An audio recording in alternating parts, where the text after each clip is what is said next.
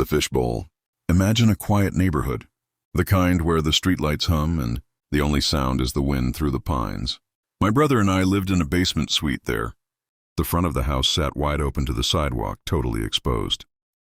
But the sides? The back? Those were swallowed up by overgrown cedar trees and high wooden fences.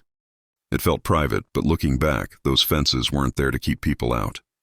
They were there to hide whoever was already in. My bedroom was tucked into the corner of that basement.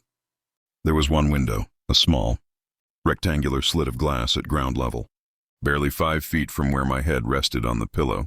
Because it was so low, I never thought much of it. It was just a patch of darkness at night. The 30-minute gap.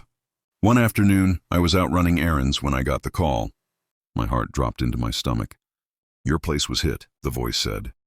I rushed back to find the backyard gate swinging open. The thieves hadn't fumbled with the front door where neighbors could see. They had slipped into that dark, fenced-in backyard. They kicked the basement door so hard the frame splintered like matchwood. They ransacked our suite, grabbed what they wanted, and then, chillingly, headed upstairs to finish the job on the rest of the house. But here is the part that makes my blood run cold. They didn't just get lucky. The police told us the robbery happened in a precise 30-minute window. It was the only half hour of the entire day when my brother, the upstairs tenants, and I were all gone at the same time. The realization. To hit a window that small, they didn't just walk by. They studied us. For days, maybe weeks. Someone had been sitting in those shadows behind the cedar trees. They knew when we made coffee. They knew when we showered.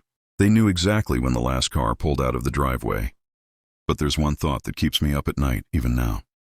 I think about all those nights I spent sleeping in that quiet basement. I think about that small window 5 feet from my face. While I was dreaming, oblivious and warm, there was someone standing in the dirt outside. I can almost see it now. A pale face pressed against the glass, eyes fixed on me, watching the rise and fall of my chest, just waiting for the right 30 minutes to move in. The robbery was just business. But the watching? That was personal.